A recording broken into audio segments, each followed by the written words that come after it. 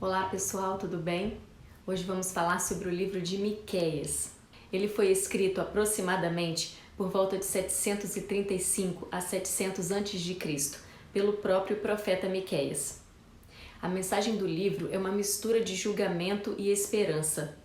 Suas profecias vêm anunciar o juízo sobre Israel pela corrupção e idolatria. Miqueias é chamado de profeta do pobre. Um dos seus principais temas é a injustiça social, que também é tratada nesse livro. Ele tem a paixão de Amós para com a justiça e o amor no coração, como Oséias. Miqueias foi contemporâneo do profeta Isaías. Existem inclusive algumas semelhanças entre eles. Os dois andaram nus e descalços, representando suas profecias de que o povo de Judá viraria escravo no futuro, sendo carregado para outro lugar. Claramente, uma referência ao cativeiro que eles viveriam. Miqueias e Isaías tiveram uma influência positiva na vida de um dos poucos reis bons que Judá conheceu, o rei Ezequias. Cerca de 150 anos depois, a história de Miqueias é lembrada, quando o profeta Jeremias foi ameaçado de morte. Ao entregar uma profecia também dada por Deus, quiseram matar Jeremias. Então, um grupo de anciãos e sábios que conheciam a história de Miqueias disseram que ele não merecia a morte, pois o profeta Miqueias também profetizou a respeito de Sião.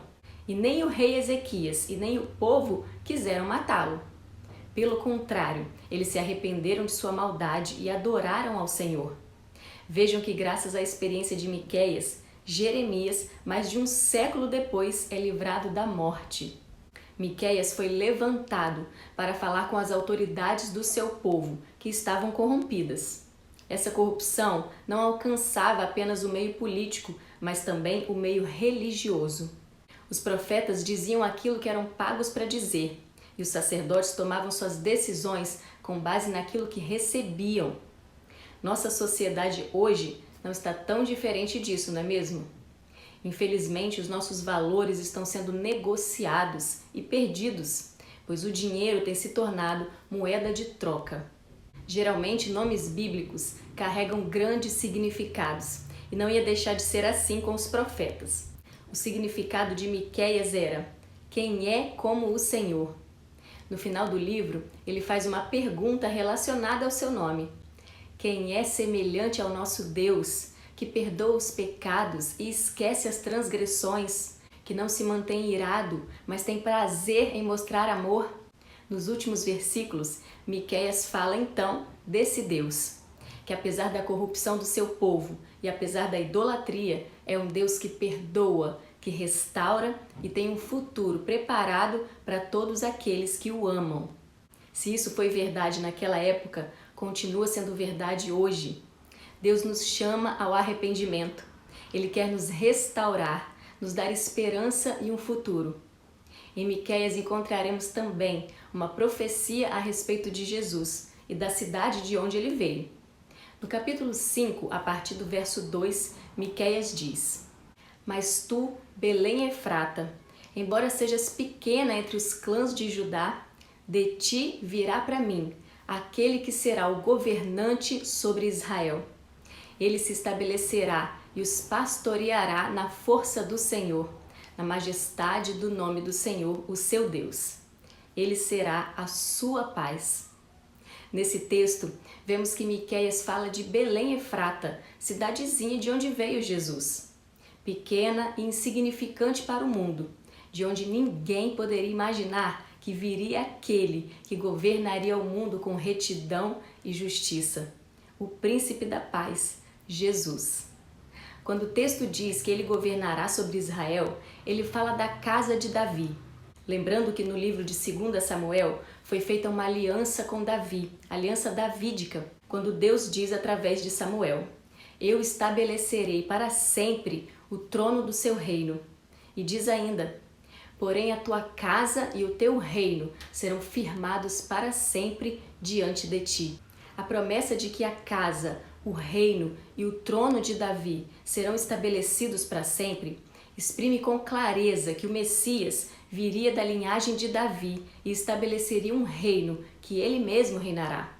Porém, sabemos que essa aliança foi alargada, Ou seja, todo aquele que reconheceu Jesus como Messias, como o único Salvador, se tornou também parte dessa aliança. Portanto, ele também reinará sobre nós. Voltando para o livro de Miqueias, existe um versículo que eu quero chamar a atenção.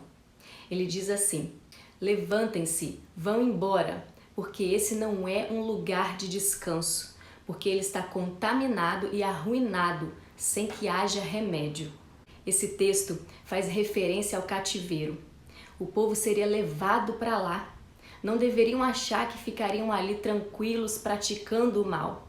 Essa profecia diz que assim como eles praticavam o mal, se apossavam de terras de forma ilícita, tiravam do pobre e da viúva, assim eles perderiam suas posses e elas seriam repartidas entre os seus inimigos. Existe um ditado que diz: aquilo que você planta, também colherá. O mal nunca foi um bom negócio. No início até pode parecer bom, mas com o passar do tempo, ele se volta contra o seu autor com toda a força. Já foi dito em outros livros que o mal não ficará impune. E nesse livro também vemos isso claramente. Esse mundo não é o nosso lugar de descanso. Nós não somos daqui. Não nos apeguemos a coisas materiais, ao que o mundo oferece, aos prazeres dessa terra. Nossa morada não é aqui. Portanto, estejamos alertas. A qualquer momento deveremos levantar e partir daqui. Que quando chegar o momento, estejamos prontos. O nosso Salvador virá nos buscar. Aquele que precisa se arrepender, que se arrependa. Aquele que precisa restituir o que roubou, que o faça. Pois a promessa se cumprirá. Ele virá sob as nuvens com glória e majestade, e com ele nós reinaremos para todo sempre. Amém? Um grande abraço para vocês e fiquem na paz.